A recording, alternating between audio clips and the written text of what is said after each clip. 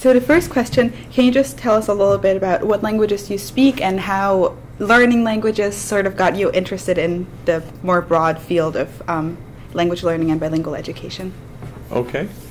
I think in some respects the language field found me. I didn't originally find it, but my major area of study when I was particularly in graduate period was focusing on Japanese, and that was required language for masters that I did in Asian studies.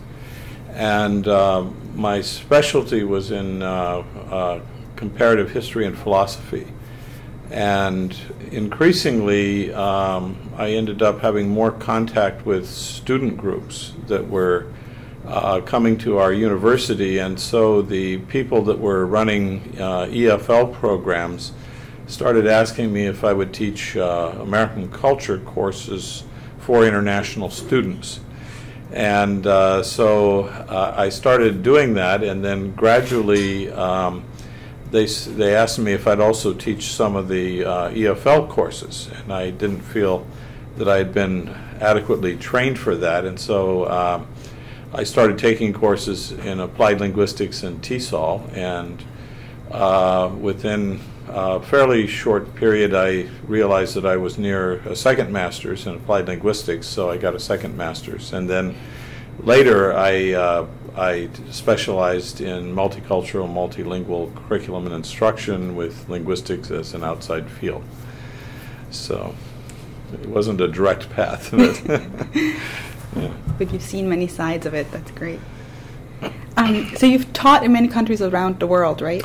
Well, I've taught or lectured. I think, I'm not sure the total number. On one sabbatical that I had in 2007 and 8, I think I visited about 21 universities around the world, and I lectured in most of them.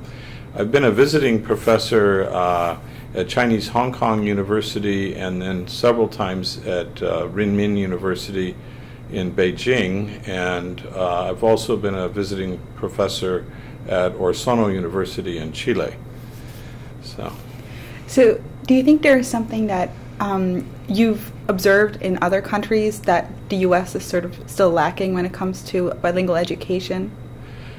Well, I've worked a lot on bilingual education, history, and policy in the United States, and then I've also been interested in languages and globalization. So I have actually looked at both areas, and I think the U.S. Language policies in general are not very competitive or very robust in compared to most countries around the world.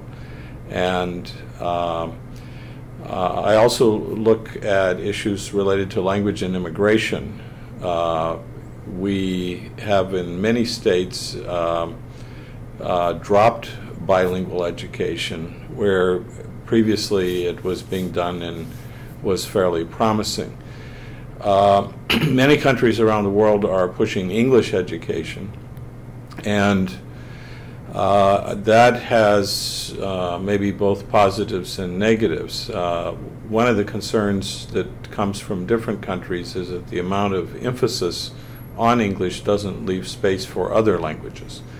So I think in general, if you look at Europe typically has a three-language policy. In the U.S., we don't really have, in many places, the requirement, for additional languages. In a number of countries now, they're starting at a very early age. We know that from a standpoint of language acquisition, that is a very logical thing to do. But in the U.S., historically, we had what was called Title VII programs. Apart from those, we have programs that have been designated as foreign language programs. Beginning with the Bush administration, we dropped Title VII So the amount of federal focus on bilingual ed diminished. And in the last few years, we've had major cuts in terms of foreign language education. So I think there's a general consensus that our language education policies on the whole are not very good, and they certainly don't compare well with most countries around the world. So what is the reasoning that the legislators give for dropping things like Title VII? Well, I think there are different strands of argument, and they kind of come together to form a perfect storm. Starting actually back at the end of the bilingual education in the United States, in terms of a federal priority, was established around the mid-1960s, and then the first Title VII Act was passed in 1967 and implemented in 1968. That was focused primarily on immigrant populations. At the end of the 1950s, with the space race that began as a result of Sputnik, from 1957 forward, the federal government put emphasis on national defense language fellowships for foreign language study. But it tended to prioritize languages that were important in terms of a kind of sense of competition or national security. That trend has continued in the funding of programs like Flagship and StarTalk that still prioritize strategic languages or languages that are considered important in defense. So in terms of the general population, a lot of the motivation has been national security, I think. In terms of promoting foreign language education, since the 1960s, we've actually been declining in the number of students who study foreign languages, and the amount of federal support for that, as I mentioned, has been declining. So there's really, within the United States, there's two strands of this. There's a kind of immigrant strand, and then there's everybody else. And a bridge between the two has been heritage learners. And there is one national heritage language resource center at UCLA that is focused on that population. I know some of the work that you're doing here, including the work that Dr. Hu is doing, is focused on those characteristics of learners. But that's a kind of a missed opportunity in the country, that we could be promoting more bilingual education, and rather than having heritage learners drift away and then try to reconnect with their languages, that they don't have the opportunity for that.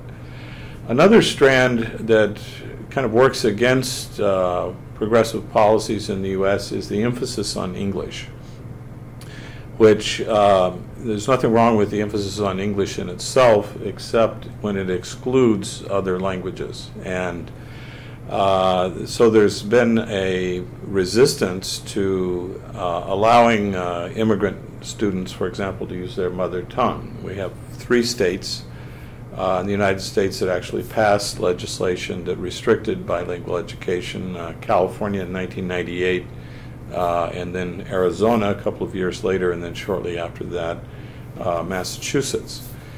And so we have restrictions on the ability to do this. Other states are more progressive. Probably one of the most progressive states right now is Utah, which is actively promoting additional language education. So the opposition to bilingual education really started in the late 1970s, and it was sustained through the 1980s and the 1990s. And then by about the time that No Child Left Behind was passed by the federal government, they allowed the Title VII programs that had supported bilingual education to sunset. And we really haven't had leadership in that area since then. Interesting, though, at the grassroots level, a lot of parents are interested in having their children become bilingual. So there's actually been an increase through charter schools and through other special programs for parents who would like to have their children participate in what are either called dual immersion or two-way programs. You mentioned that some schools don't encourage or sort of try to forbid the use of a second language or their first language. How do you feel about students speaking their language, to their own language, to their friends in the schoolyard or in their free time, and schools sort of trying to control that?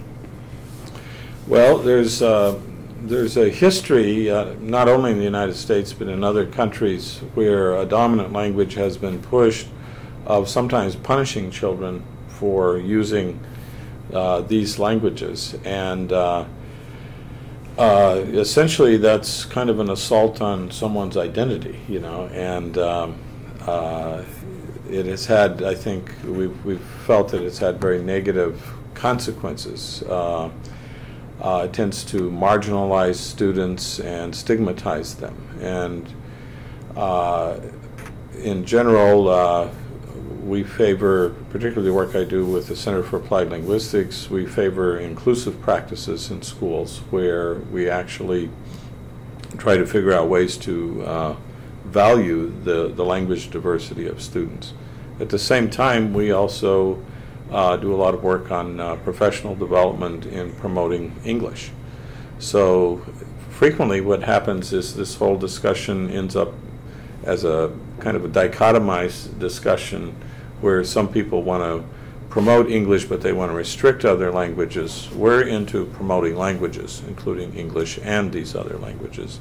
And as the country in recent years is becoming more multilingual, we're kind of missing opportunities to build on that.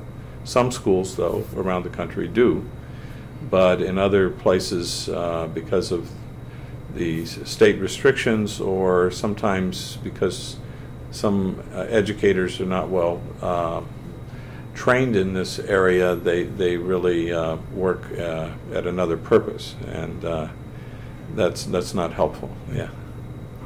So can you tell us a little bit more about what the Center for Applied Linguistics does to sort of help the community be more open and more accepting? Yeah, the center was founded in 1959 by Charles Ferguson, who was one of the major sociolinguists and kind of a pioneer in the field of sociolinguistics. And the purpose was really to promote language learning and cross-cultural understanding. And over the years, the primary focus of the organization has been domestic, but we've also worked in international contexts, for example, in refugee resettlement, in training people that resettle refugees. And we've done a lot of work on promoting both the instruction of English for immigrant students, but also in the area of bilingual education. While it was funded, Cal ran the National Clearinghouse for Bilingual Education. It ran the National Clearinghouse for Adult Literacy, and under the auspices of adult literacy, we were also interested in promoting native language literacy in addition to English literacy. And in recent years, Cal has been working a lot with the WIDA consortium. I think there's close to 35 states now that belong to WIDA, and they promote standards for what are euphemistically known as English learners, or ELs. But these are primarily immigrant kids of multilingual family backgrounds. And so we've been working on the assessment arm of the WIDA projects in terms of refining ways to assess the language trajectories and the language skills of students. And we also do work in professional development for teachers. We work with a number of school districts around the country, We also do evaluations. So Cal does the national evaluation for StarTalk, for example. We've been involved in also with the flagship programs that are promoted by the federal government, and we've also done a lot of work in heritage language education. We just recently published a handbook on heritage, community language, and native language education in the United States. So we do a very wide range of services in terms of promoting language instruction generally, and also in terms of related kind of research or services. That's very interesting. Okay. Hopefully, eventually, it'll be so well known that the attitude of people kind of changes.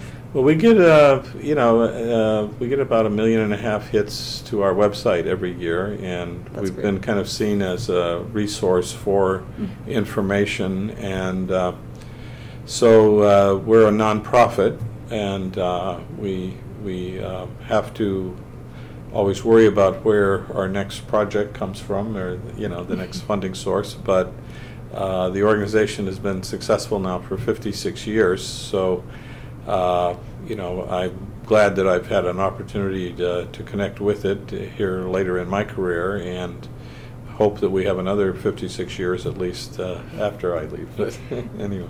Do you think it's mostly teachers or parents that are searching for information to sort of help their children, or do you think it's people who are looking for themselves to learn English better or to learn another language? It's kind of all of that, I think. And one of our publishing partners that we work with, we have a book series that we're working with, Multilingual Matters, which is based in Bristol, England. That publishing house was actually funded because of the need to provide information for parents about how to do this, and so Cal has had a connection with them, and some of their early publications were related to family bilingualism, and they used to put out a newsletter, especially for parents. So I think. On the other side, teachers and schools, school principals, educators frequently are kind of surprised by demographic changes that occur in their areas, and a lot of times we're not anticipating changes in the population, and when they start occurring, then people want to know, who are these kids that we've never seen before? What are we supposed to do with them? We don't know anything about their culture, their language, and so forth. And early in my career, I worked for a time with a team of cross-cultural translators with the Department of Public Health, and we were working with Southeast Asian populations coming into Southern California. And my job was to try to help the organization understand a new group of people that was coming in, and I started looking around for information, and one of the few places where I could find it was with the Center for Applied Linguistics, and that was my early connections with them were as a result of trying to find information. And so I think the more that we can kind of look at what are trends that are going on, if the federal government allows a new group of people to come here under the auspices of refugee integration, then we need some expertise who can assist in that process. And so we have a team at Cal that is our refugee and immigrant integration team, and they have been for many years providing professional development around the country to new receiving communities. So if Fargo, North Dakota decides to resettle Sudanese, our team goes up and works with people up there that will be receiving them either through community services or sometimes with schools. That's really interesting. Okay.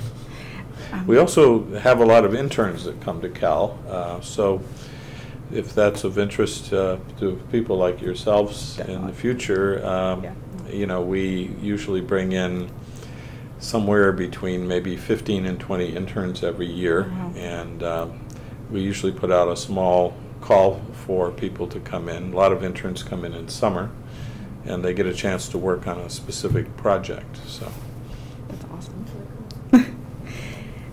We just have one last question. Okay. This is not directly related just to the United States, but sort of if you can give like a more global perspective on this. So English has become sort of an international language. Mm-hmm. Everyone in the professional world is expected to know English in some way. So where do you see this going? Do you think it's going to become even more of an international language to the point where everyone will know it, even if they're not involved in, let's say, research or business?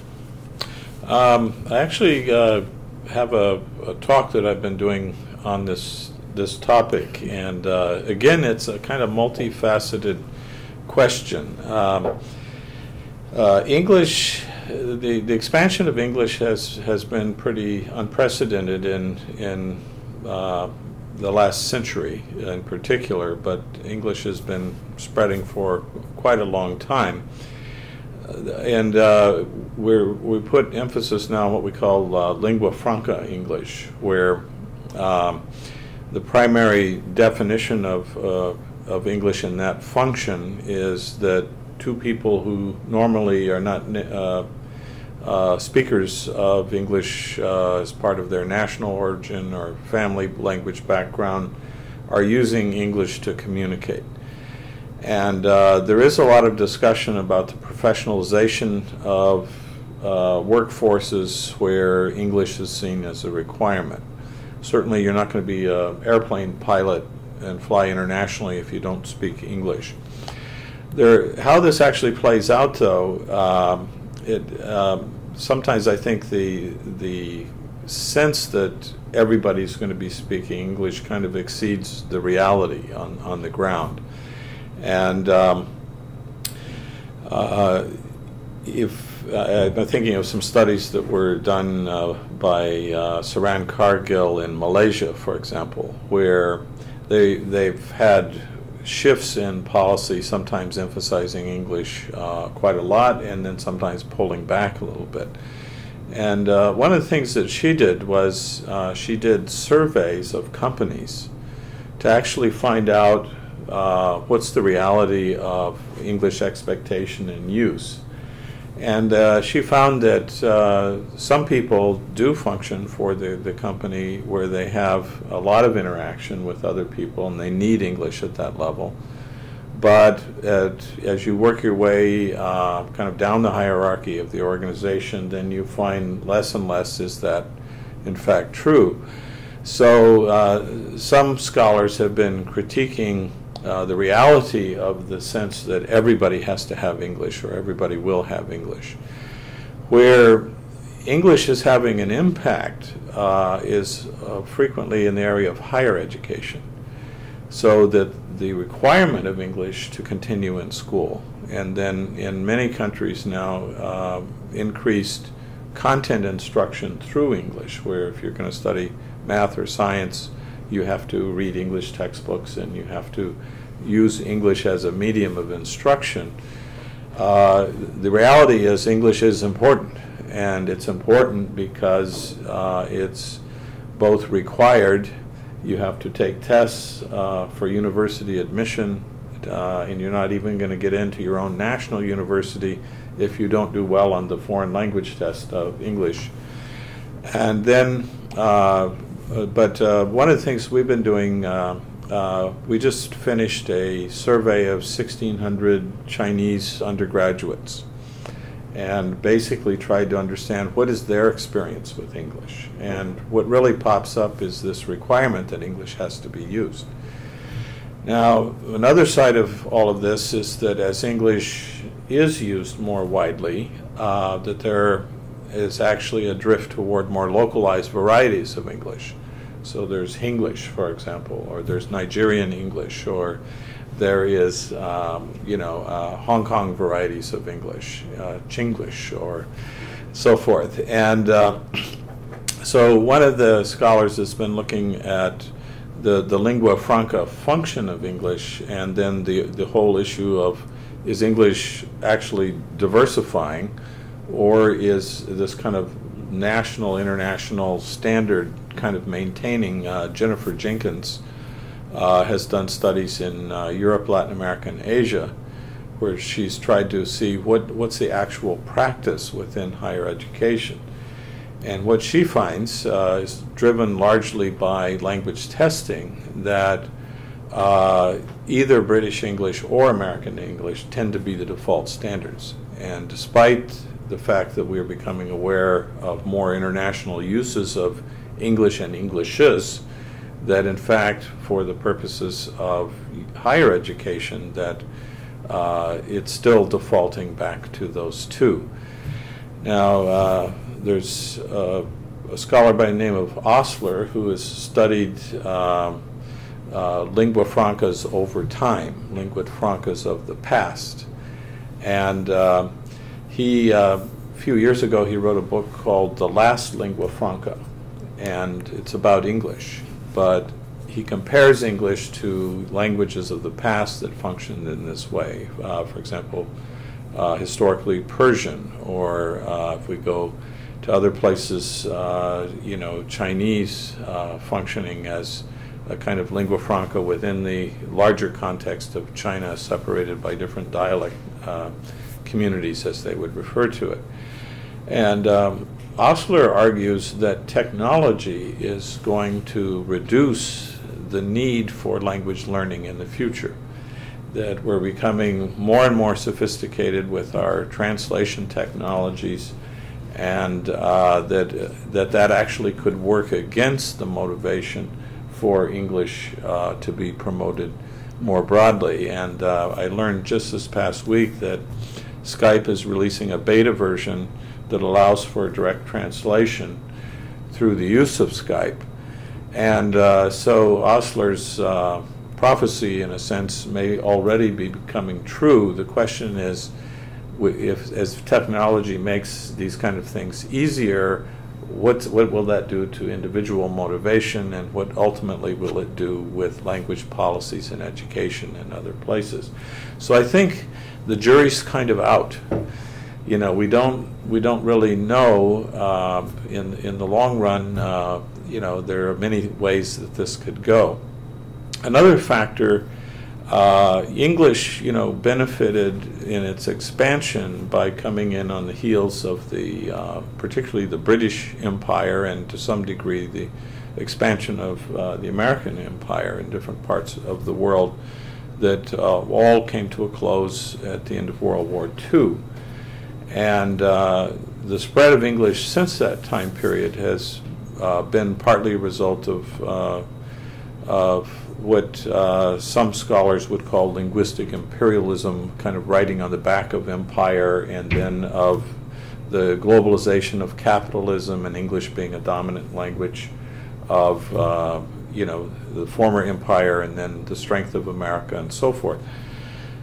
What will happen over time? We see the large rising economies are China, and India now this year may actually grow faster than China, although there are more speakers of English in India than in the United States. So how do these things play out over time? Within the short run, as long as English is important in higher education, I think we can expect to see it continue to grow. In the long run, it's hard to say. If we were to go back about 120 years ago, the #1 language of science in the world was German. And with 2 world wars, German has now fallen down substantially as being one of those major languages, even though it's still an important language.